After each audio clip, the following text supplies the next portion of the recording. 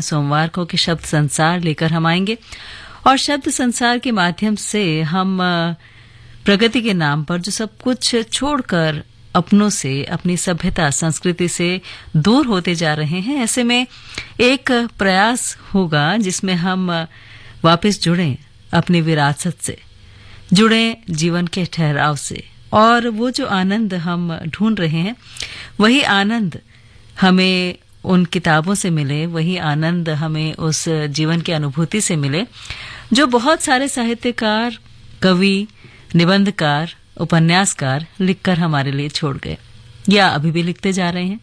और वो जो जुड़ाव है दोस्तों, वो जिंदगी को एक नए सिरे से जीने की प्रेरणा देता है। बस ऐसी ही कुछ बातें, ऐसी ही कुछ किताबें, ऐसे ही कुछ साहित्यकार लेकर आज फिर हाजिर हैं। मैं हूं पूनम आपके साथ। स्वागत आप सभी का दिल से। और कौन कौन आज हमारे साथ हैं बस बताते जाएंगे, आप कहीं मत जाइएगा, आप रहिएगा आकाशवाणी FM गोल्ड पर यानी 100.1 मेगाहर्ट्ज पर। स्वागत आप सभी का दिल से।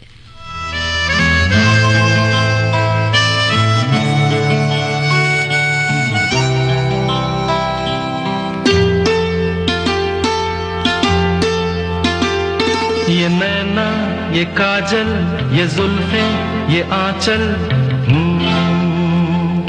ये नैना, ये काजल, ये जुल्फे, ये आंचल, खूबसूरत सी हो तुम गजल। कभी दिल हो, कभी धड़कन, कभी शोला, कभी शबनम, तुम ही हो तुम मेरी हमदम। ये नैना, ये काजल, ये जुल्फे, ये आंचल, खूबसूरत सी हो तुम गजल। कभी दिल हो, कभी धड़कन, कभी शोला, कभी शबनम, तुम ही हो तुम मेरी हमदम। जिंदगी तुम मेरी तुम जिंदगी।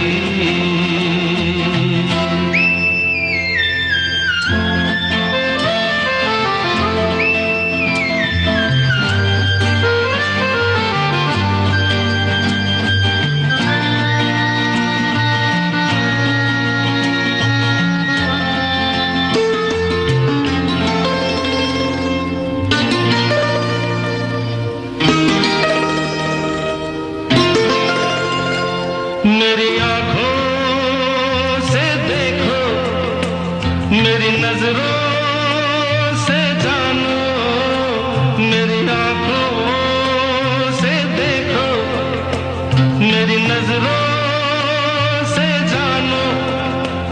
तुम माला, हम मोती, हम दीपक, तुम ज्योति। ये नैना, ये काजल, ये जुल्फे, ये आंचल, खूबसूरत सी हो तुम गजल। कभी दिल हो, कभी धड़कन, कभी शोला, कभी शबनम, तुम ही हो तुम मेरी हमदम।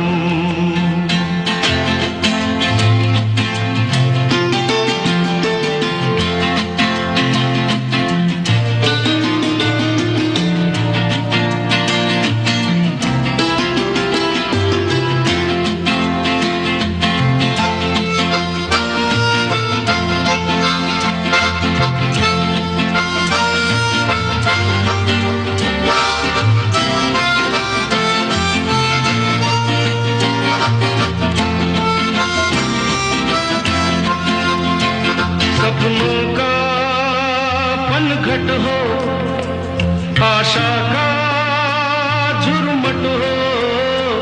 सपनों का पनघट हो, आशा का झुरमुट हो। तुम नदिया, हम धारा, तुम चंदा, हम तारा। ये नैना, ये काजल, ये जुल्फे, ये आंचल, खूबसूरत सी हो तुम गजल। कभी दिल हो, कभी धड़कन, कभी शोला, कभी शबनम, तुम ही तुम मेरी हमदम।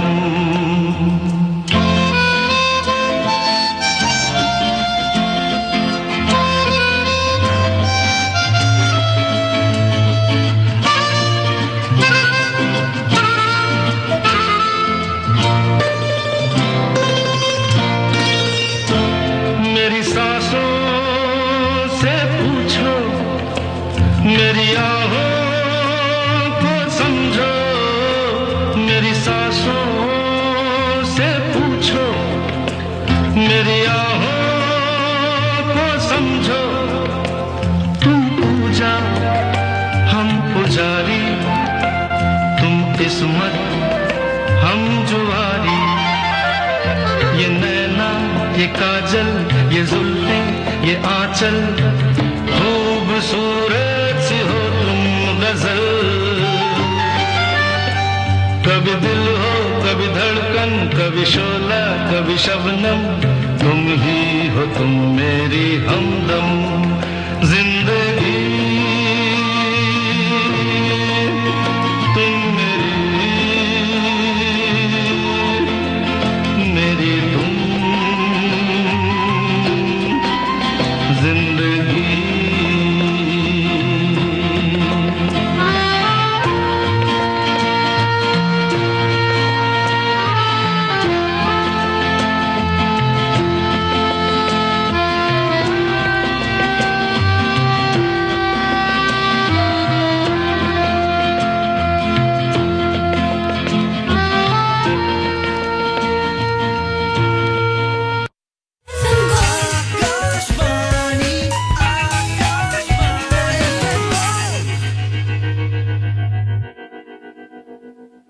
मेरे प्यारे देशवासियों, पिछले वर्ष स्वतंत्रता दिवस के अवसर पर हर घर तिरंगा अभियान के लिए जैसा पूरा देश एक साथ आया था, वैसे ही हमें इस बार भी फिर से हर घर तिरंगा फहराना है और इस परंपरा को लगातार आगे बढ़ाना है।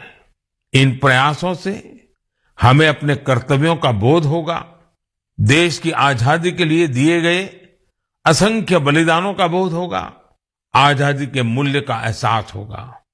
इसलिए हर देशवासी को इन प्रयासों से जरूर जुड़ना चाहिए।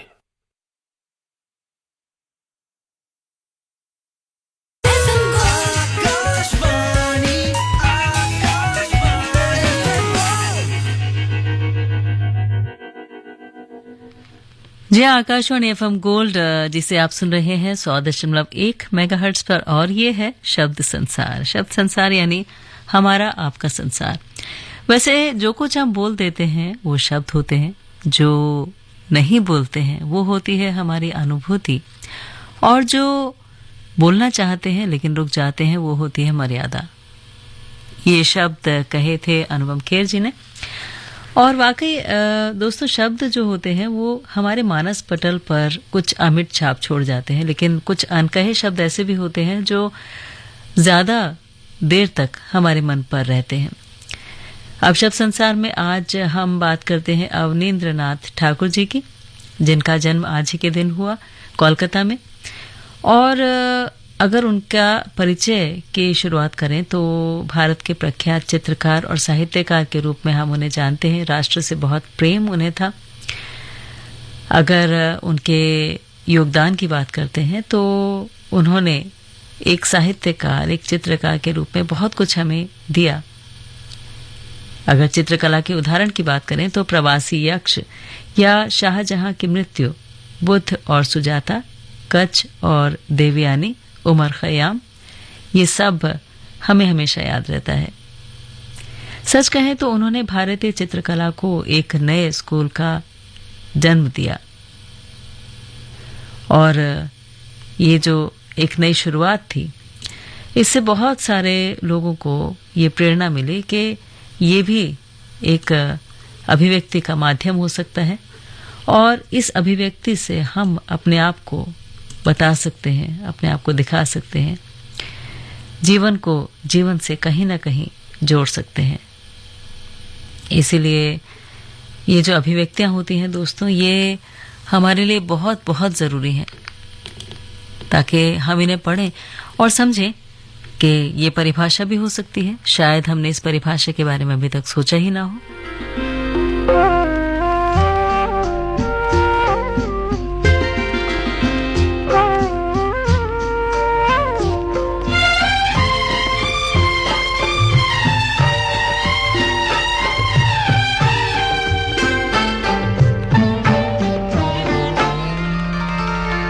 तू जो मेरे सुर में, तू जो मेरे सुर में सुर मिला ले, संग गा ले, तो जिंदगी हो जाए सफल। तू जो मेरे मन का, तू जो मेरे मन का घर बना ले, मन लगा ले, तो बंदगी हो जाए सफल। तू जो मेरे सुर में।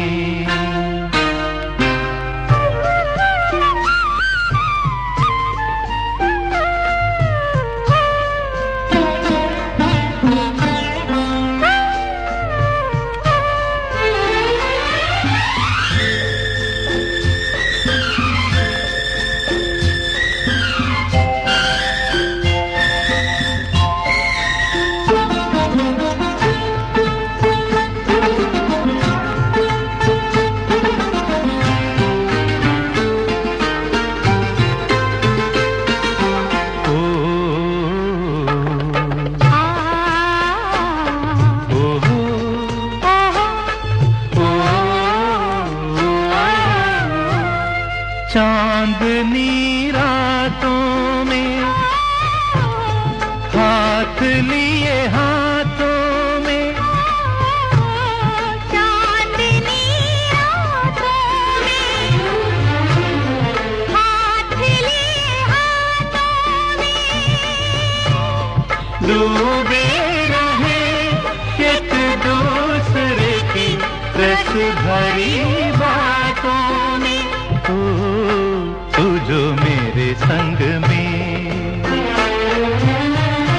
तू जो मेरे संग में मुस्कुरा ले, गुनगुना ले, तो जिंदगी हो जाए सफल। तू जो मेरे मन का, तू जो मेरे मन का घर बना ले, मन लगा ले, तो बंदगी हो जाए सफल। तू जो मेरे सुर में।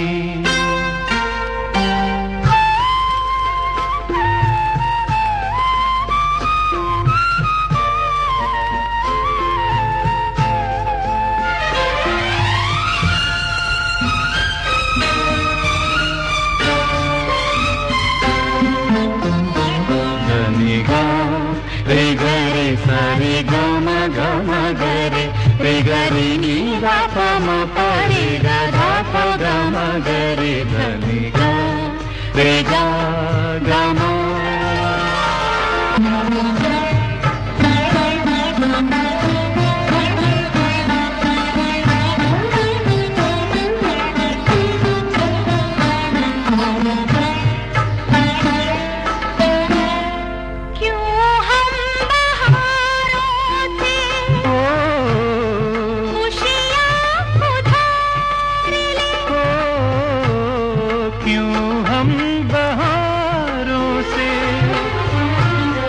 खुशियाँ उधार ले,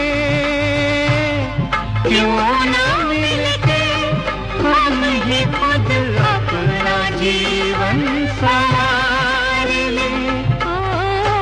तू जो मेरे पथ में,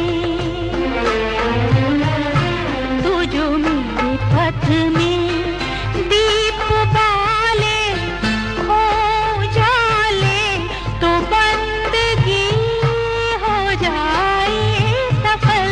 तू जो मेरे सुर में, मधनि सा मधनि सा मगरि सा नि गा गा सा रे रे नि सा प गा रे सा नि ध म ग सा ग म ध नि सा।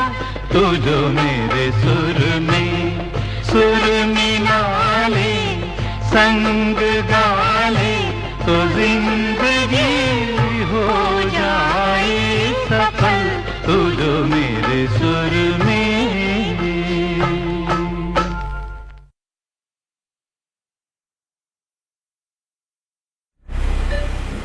आप समझ क्यों नहीं रहे? वो बहुत परेशान करते हैं मुझे, रैगिंग के नाम पे टॉर्चर करते हैं। सीनियर्स रैगिंग नहीं करेंगे तो तुम स्मार्ट कैसे बनोगे? तुम्हारा कॉन्फिडेंस कैसे बढ़ेगा? Be a man. I am sorry बेटा, आई एम रियली सॉरी। आपके बच्चे की छोटी सी शिकायत किसी बड़ी मुसीबत का पैगाम हो सकती है, उसे नजरअंदाज ना करें। Don't ignore, take action.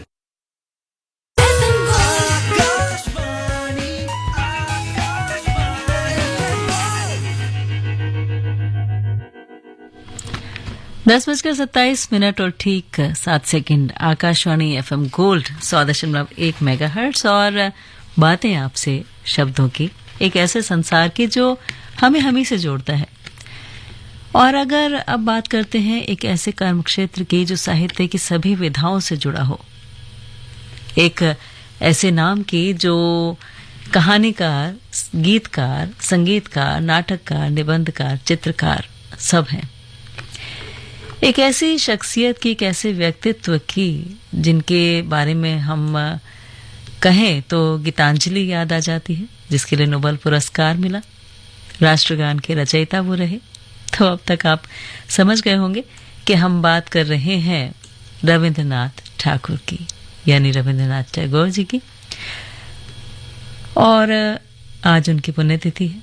एक बांग्ला कवि, कहानीकार, गीतकार, संगीतकार, निबंधकार, भारतीय संस्कृति के सर्वश्रेष्ठ रूप में पश्चिमी देशों का परिचय और पश्चिमी देशों की संस्कृति से भारत का परिचय, ये उनकी अहम भूमिका रही।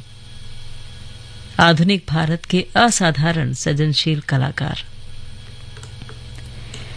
तो ये बहुत बड़ा हमारा सौभाग्य है कि उनके बारे में हम आज बात कर पा रहे हैं। बहुओं की प्रतिभा के धनी, सच कहें तो किसी भी बात को हम लें, चाहे वो साहित्य की हो, चाहे कविता की, चाहे नृत्य की या संगीत की, दुनिया की समकालीन सांस्कृतिक रुझान से भली भांति अवगत एक ऐसा व्यक्तित्व जिन्होंने कवित्य सजगता का विस्तार किया, जिनके पास एक सशक्त और सहज एक ऐसा दृश्य शब्दकोश था जिसका विकास उन्होंने किया तो फिर दुनिया भर में वो पहुंचता चला गया। रचनाओं की बात करें तो 1913 में साहित्य के लिए नोबेल पुरस्कार उन्हें मिला। बांग्ला साहित्य में नए गद्य और छंद तथा लोक भाषा के उपयोग की शुरुआत, शास्त्रीय संस्कृत पर आधारित प्रारंभिक या पारंपरिक प्रारूपों से एक नया परिचय। और कविताओं की बात करें तो 1880 के दशक में कविताओं की अनेक पुस्तकें प्रकाशित हुईं, मानसी की रचना हुई और ये संग्रह उनकी प्रतिभा की परिपक्वता का परिचायक बना। इसमें बहुत सारी कविताएं शामिल थीं, जिनमें बांग्ला भाषा की कई शैलियां भी थीं।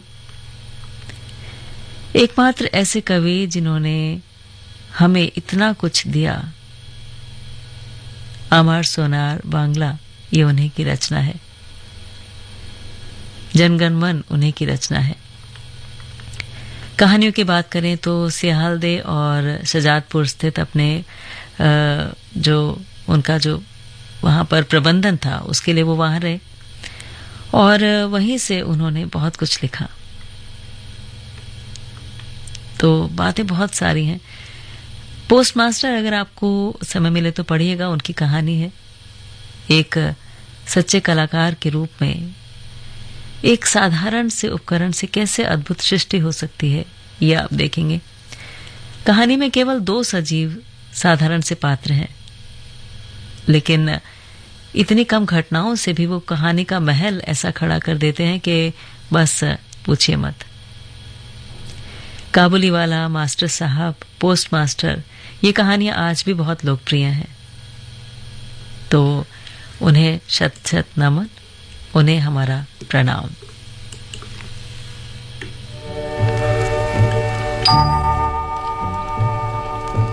छुपा लो यूं दिल में प्यार मेरा कि जैसे मंदिर में लो दिए की। छुपा लो यूं दिल में प्यार मेरा कि जैसे मंदिर में लो दिए की। तुम अपने चरणों में रख लो मुझको, तुम्हारे चरणों का फूल हूँ मैं सर झुकाए खड़ी हूँ प्रीतम, मैं सर झुकाए खड़ी हूँ प्रीतम, के जैसे मंदिर में लो दिए की। छुपा लो यूं दिल में प्यार मेरा कि जैसे मंदिर में लो दिए की।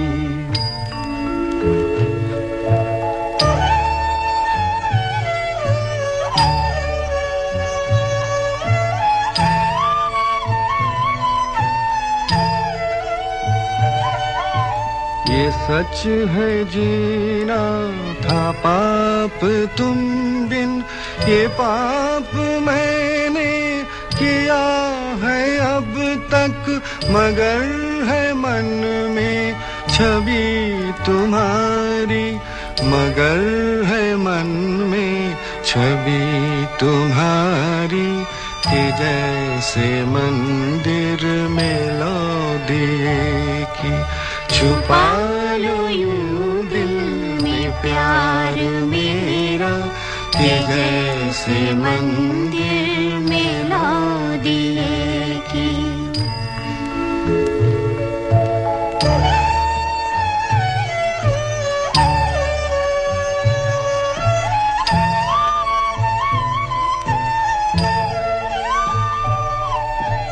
फिर आग बिरहा की मत लगाना, के जल के मैं राख हो चुकी हूँ। ये राख माथे पे मैंने रख ली, ये राख माथे पे मैंने रख ली, कि जैसे मंदिर में लो दिए की।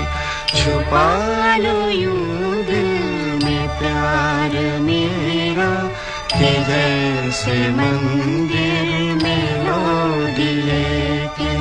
छुपा लो यूं दिल में प्यार मेरा।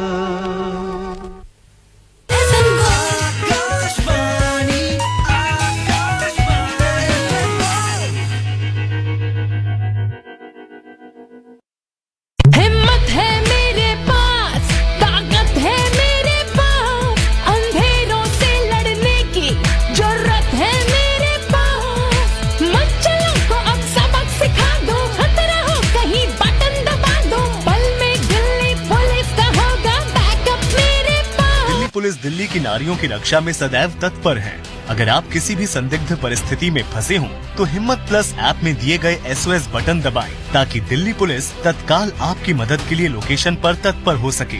यही नहीं, एक अन्य मोबाइल ऐप तत्पर के माध्यम से भी नजदीकी थानों में सहायता प्राप्त की जा सकती है, अथवा किसी भी इमरजेंसी में 112 पर कॉल करें। दिल्ली पुलिस द्वारा जनहित में जारी।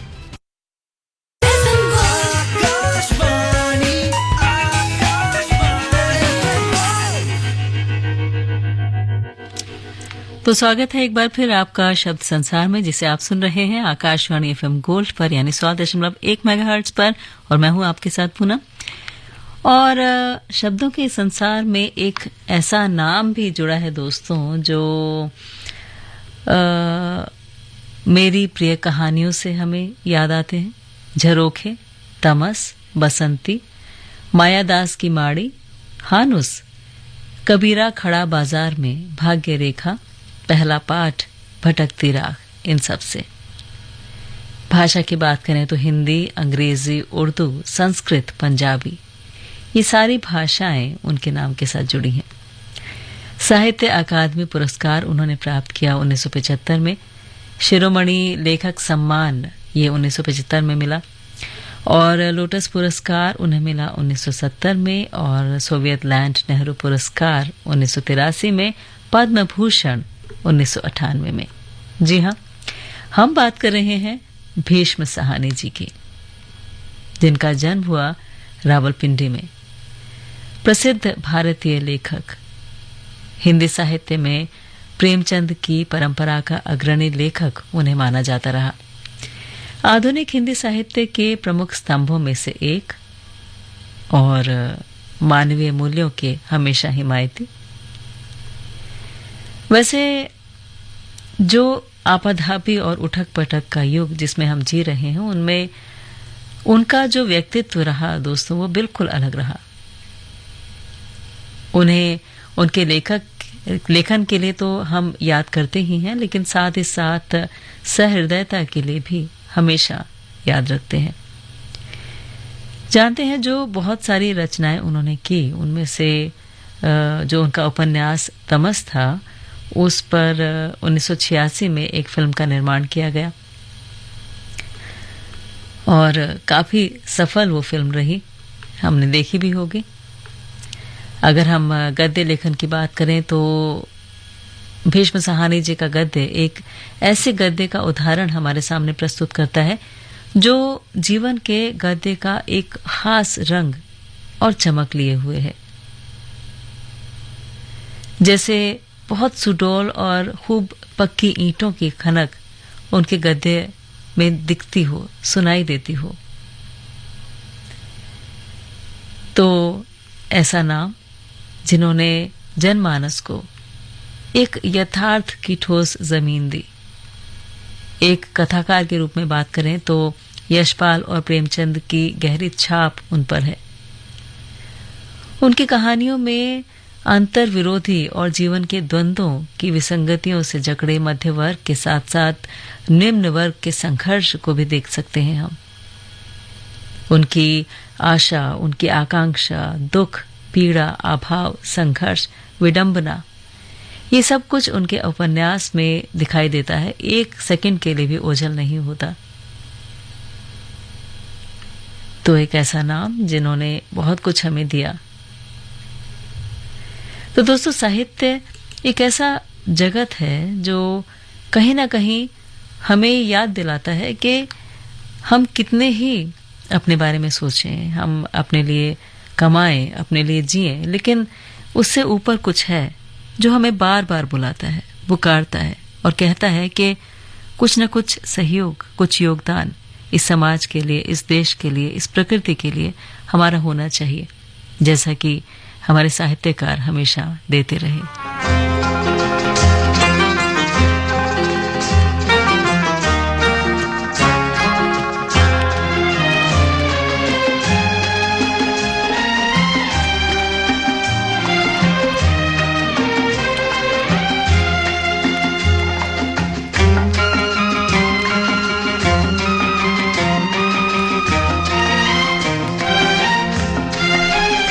अखियों के झरोखों से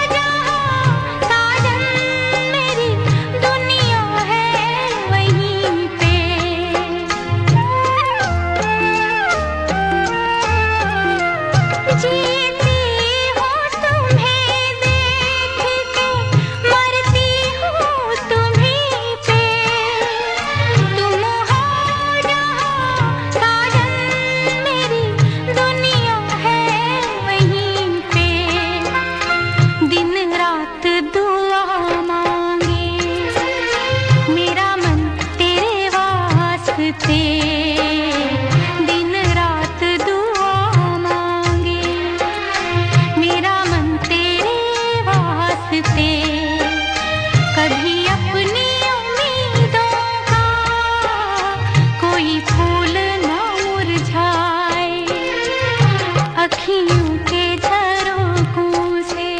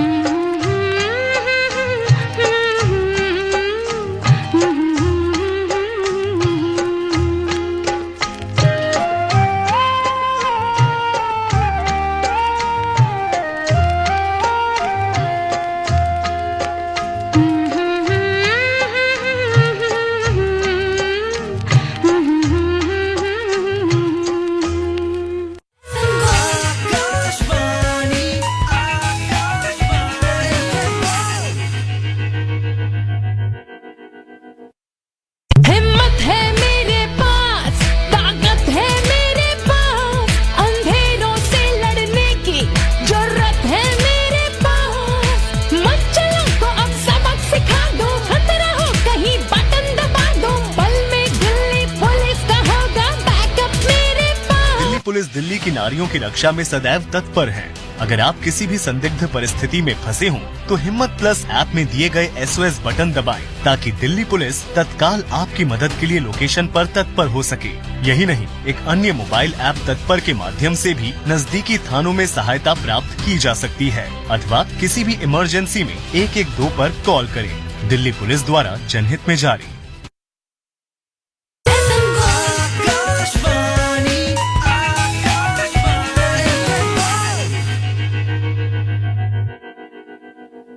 मेरे प्यारे देशवासियों, आज जब देश में चारों तरफ अमृत महोत्सव की गूंज है, 15 अगस्त पास ही है, तो देश में एक और बड़े अभियान की शुरुआत होने जा रही है। शहीद वीर वीरांगनाओं को सम्मान देने के लिए मेरी माटी मेरा देश अभियान शुरू होगा। मैंने पिछले साल लाल किले से अगले 25 वर्षों के अमृतकाल के लिए पंच प्राण की बात की थी। मेरी माटी मेरा देश अभियान में हिस्सा लेकर हम इन पंच प्राणों को पूरा करने की शपथ भी लेंगे। आप सभी देश की पवित्र मिट्टी को हाथ में लेकर शपथ लेते हुए अपनी सेल्फी को yuva.gov.in पर जरूर अपलोड करें।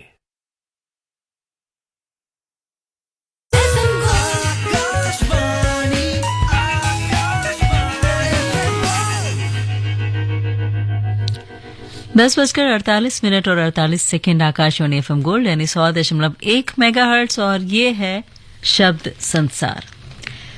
अब शब्द संसार में अगर हम बात करें पाणिनि कालीन भारतवर्ष की या मलिक मोहम्मद जायसी पद्मावत की या हर्षचरित एक सांस्कृतिक अध्ययन की, तो झट से आपके दिमाग में आ जाएगा वासुदेव शरण अग्रवाल जी का नाम। भारत के प्रसिद्ध विद्वानों में से एक, भारत के इतिहास, संस्कृति, कला, साहित्य और प्राच्य विद्या जैसे विषयों के विशेषज्ञ। तो एक ऐसा नाम जिन्होंने प्रकाश डाला पाणिनि कालीन भारतवर्ष के माध्यम से भारत की संस्कृति, कला और साहित्य की ओर हमारा ध्यान बटाया,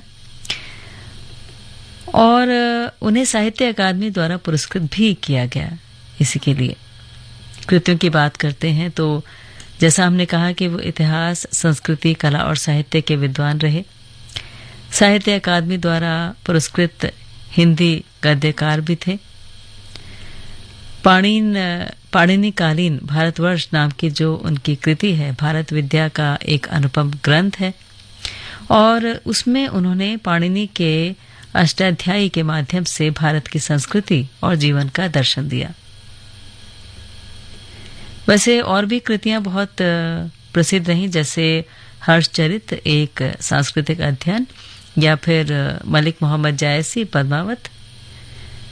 तो ऐसे जब हम पढ़ते हैं, हम सुनते हैं ऐसे नामों को, ऐसे कामों को, तो ऐसा लगता है कि कितना सहयोग, कितना समर्पण, कैसा योगदान और कैसी भावना रही होगी, कितने समर्पित रहे होंगे, तब जाके उन्होंने ऐसी कोई रचना की होगी जो अमर हो गई, हमेशा हमारे दिलों में रहने के लिए और हमें ये सोचने के लिए बाध्य करने के लिए कि जीवन कितना विस्तृत है और कितना कुछ है इस अथाह सागर से मोती की तरह बाहर निकालने के लिए।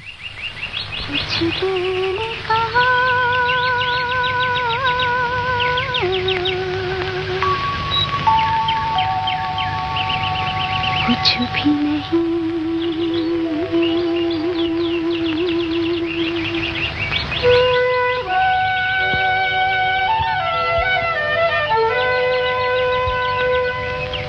कुछ दिल ने सुना,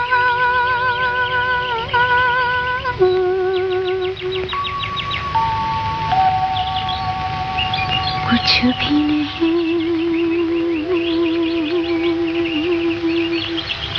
ऐसी भी बातें होती हैं, ऐसी भी बातें होती हैं, कुछ दिल ने कहा,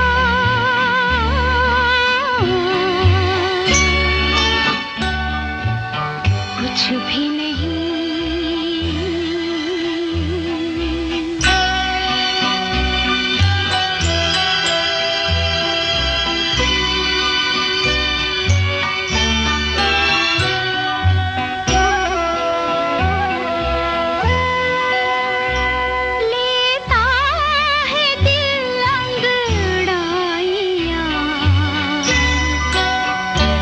इस दिल को समझाए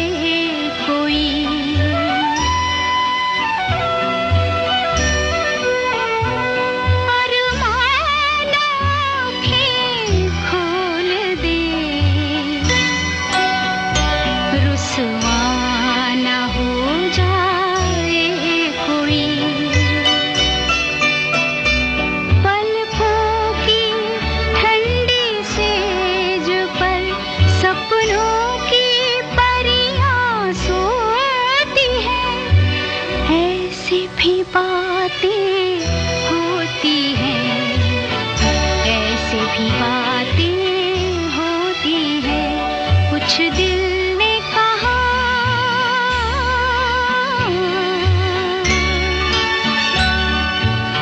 कुछ भी नहीं।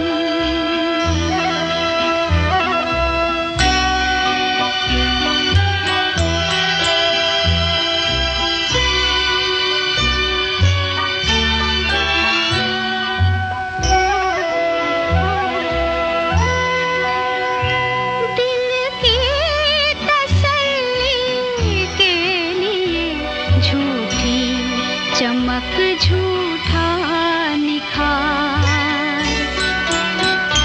जीवन तो सोना ही रहा, सब समझे आई है बहार। कलियों से कोई पूछता हंसती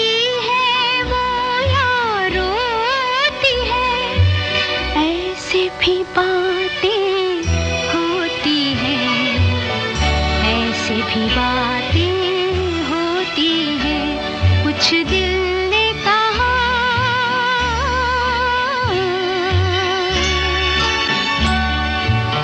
कुछ भी नहीं।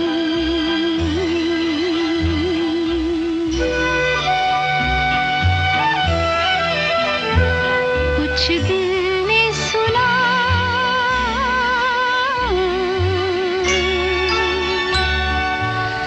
कुछ भी नहीं।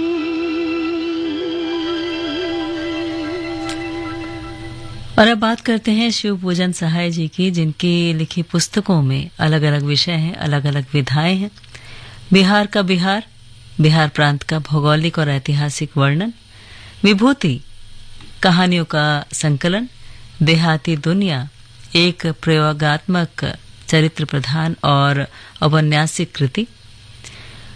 तो बहुत कुछ उन्होंने लिखा और गद्य साहित्य में एक विशिष्ट स्थान प्राप्त किया। बात करें शियाली राम अमृता रंगनाथन जी की, तो एक विख्यात गणितज्ञ, एक शिक्षा शास्त्री, जिन्होंने भारत में पुस्तकालय विज्ञान का अध्ययन किया और उन्हें इसीलिए एक जनक के रूप में माना जाता है। पुस्तकालय विज्ञान की जब हम बात करते हैं, उनकी मुख्य रचनाएं रही क्लासिफाइड कैटलॉग कोड या थ्योरी ऑफ लाइब्रेरी कैटलॉग, ये सब। तो पुस्तकालय विज्ञान के लिए उन्होंने तकनीकी योगदान दिया और एक इंडेक्सिंग का जो सिद्धांत था उसे भी दिया। इसके अलावा अगर हम बात करें विनायक कृष्ण गोकाक की, तो ज्ञानपीठ पुरस्कार से सम्मानित कन्नड़ भाषा के प्रमुख साहित्यकारों में से उन्हें गिना जाता है। एक ऐसा विशिष्ट स्थान उनका है कन्नड़ साहित्य में कि जब भी कभी कन्नड़ की बात हो तो उनका जिक्र आ ही जाता है। कवि, उपन्यासकार, समालोचक, नाटककार और निबंध लेखक के रूप में आधी से भी ज्यादा शताब्दी में उनका सक्रिय कार्यकाल रहा। अगर मुख्य रचनाओं की बात करें तो भारत सिंधु रश्मि या जननायक या युगांतर, ये सब नाम हम ले सकते हैं। तो जो कविता संग्रह है या जो बात है कि किस तरह से उन्होंने एक युगांतर को जन्म दिया, एक आधुनिक समालोचना के जनक के रूप में ख्याति प्राप्त की, जिसका कारण था सहज अभिव्यंजना और बहुत ही एक ऐसी काव्य शैली का उन्होंने इस्तेमाल किया जो लोगों को उनसे खुद से जोड़ती थी। ऐसी उनकी रचनाएं रही, ऐसा उनका कार्य। बात करें अभिमन्यु अनंत की तो मुख्य रचनाएं हैं कैक्टस के दांत, नागफनी में उलझी सांसें, गूंगा इतिहास, देख कबीरा हांसी, इंसान और मशीन, जब कल आएगा यमराज, लहरों की बेटी, एक बीघा प्यार, कुहासे का दायरा। दोस्तों, नाम से ही ऐसा लगता है कि बस सब पढ़ डालें। हिंदी कथा साहित्यकार के रूप में वो विख्यात रहे और उन्हें उपाधि मिली मॉरिशस के उपन्यास सम्राट। तो सोचिए कितने अनंत ये एक ऐसी यात्रा है जिसमें कितने हम नाम जोड़ें, कितना कुछ कहें तो वो कम पड़ जाएगा। लेकिन इन साहित्यकारों से मिलकर ये जरूर आभास होता है कि हम अपने जीवन को और कितनी बेहतर तरीके से जी सकते हैं, कैसे हम दूसरों की वेदना को, उनके दर्द को समझ सकते हैं, कैसे हम अपने जीवन को अमर बना सकते हैं, कुछ ऐसा लिखकर जो जीवन को जीवन से ही जोड़े। तो बस यही प्रयास आज रहा शब्द संसार में। फिलहाल पूनम को अनुमति दी